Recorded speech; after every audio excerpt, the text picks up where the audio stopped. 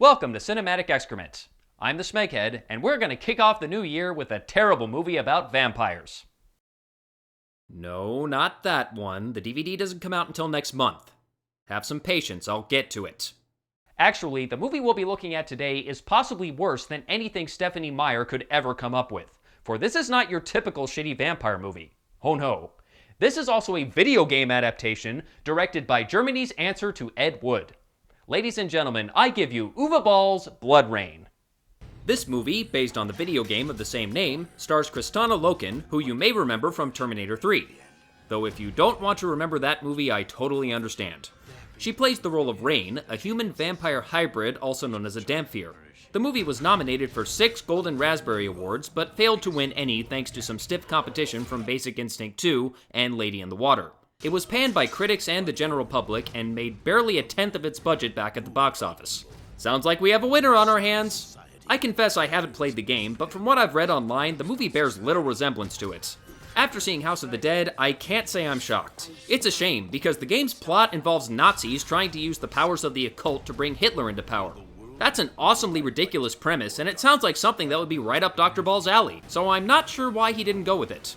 In any case, while the game was set in the 1930s in the US, Argentina, and Germany, the movie is set in 18th century Romania. I only know this because I looked it up online, because the movie's certainly not going to tell you. Before we dive into the plot, I suppose I should mention that I'm reviewing the unrated director's cut. I haven't seen the R-rated cut, but I've heard this version is a bit more violent, so that's something to look forward to. We begin with an introduction to our heroes, Vladimir, Sebastian, and Katerin, played respectively by Michael Madsen, Matt Davis, and Michelle Rodriguez. Pardon me if this sounds racist, but I'm not sure what a Hispanic woman is doing in 18th century Romania. I'm even more confused by the fact that she has an English accent. You are breaking the very laws and teachings you swore by. Your newfound faith scares me. Not a very good English accent, mind you, but still. We soon learn that these three belong to a group of vampire hunters known as the Brimstone Society. As they stop to have a drink, the bartender tells them of a traveling carnival that supposedly has a vampire as part of their freak show. We then transition to the aforementioned carnival, where we meet Rain, who is brought before the crowd on a leash and tortured before their eyes with a knife and what I presume to be holy water. We then follow it up with some animal mutilation. Classy. They then give Rain some of the sheep's blood and her wounds heal before their eyes. The miracle!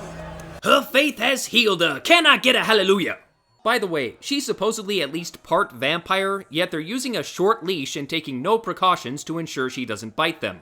Either she's extremely docile, or they're extremely stupid. I'm gonna say it's a little of both. That night, while Rain sits in her cage, another carny comes up and assures her she'll get out of this mess someday. My uncle, he's a sailor. And he once told me of a place where people play all day, and the trees grow fruits in every color of the rainbow, and the sunsets set the whole sky on fire. Stop that! You're not going into a song while I'm here. Then we pay a visit to the castle of... the castle, where we meet our villainous vampires.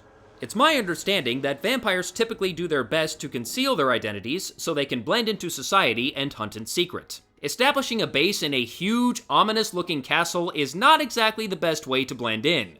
You might as well just hang a big banner outside that says, "This is a fucking vampire den." Anyway, the leader, Kagan, is played by Ben Kingsley, and I don't know who they think they're fooling with that wig.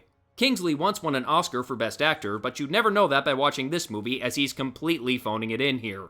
His lieutenant is Domastir, played by Uwe Ball regular Will Sanderson, also using a fake English accent, though it's nowhere near as bad as Rodriguez. And yes, you heard me right. I said Uwe Ball regular. After House of the Dead, you'd think he would have learned his lesson. But no, he keeps coming back for more. Well, whatever pays the bills. Domastir tells Kagan that a Dhampir woman recently went crazy and killed a bunch of people. So Rain escaped from the circus off-screen. Why was it off-screen? Believing Rain to be a potential threat, Kagan orders Domastir to hunt her down. We then see Rain running through the woods covered in blood, presumably not her own. Again, I must ask, why was her escape off-screen? That would have been nice to Wait, what? Oh, now they're going to show her escape? In a flashback? Okay, so a drunk carny tries to have his way with Rain, but she hits him with a bottle which cuts him and she accidentally tastes his blood.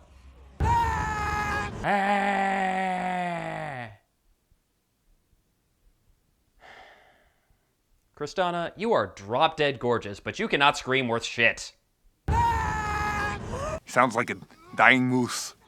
The blood causes Rain to lose it, and she kills a bunch of people and runs off.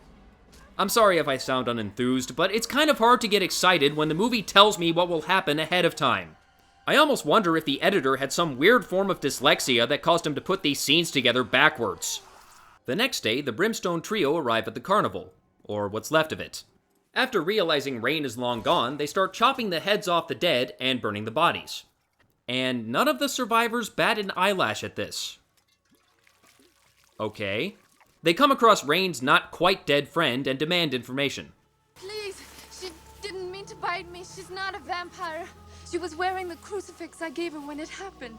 No, that's a cross, not a crucifix. They're not the same thing. A crucifix depicts the crucified body of Jesus. Ain't no Jesus here. Anyway, Katerin says there's a village nearby where Rain might be hiding.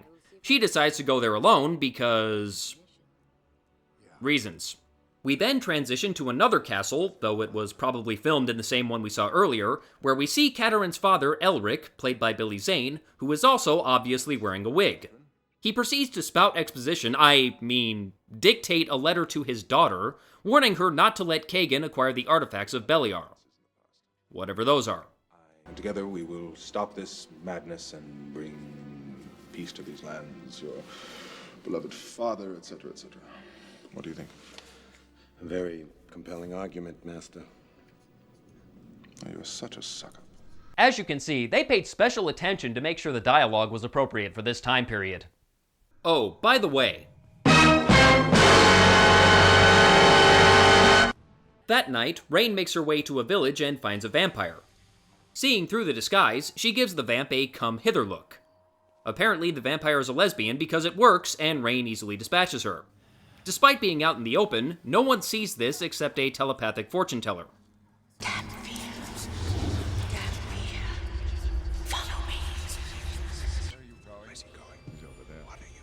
The fortune teller somehow knows all about Rain, and we get more exposition. Rain's mother was apparently raped, and she was the result. And the father she's been searching for is none other than Kagan. He killed my mother. Vampires are rarely a product of a happy union between a vampire and a human. You lie. Why would you think she's lying? That makes perfect sense. The fortune teller tells Rain that if she can find the Eye of Beliar in a nearby monastery, she may be able to get an audience with Kagan. Why do you tell me this? Because it's my purpose. I do what the cards tell me. Rain visits the monastery in the guise of a traveler seeking shelter, which the monks gladly offer.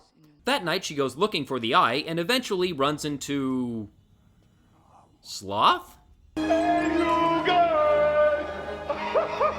She quickly dispatches him and then successfully avoids a CGI trap to acquire the eye. The room then starts filling with holy water, but Rain looks into the eye.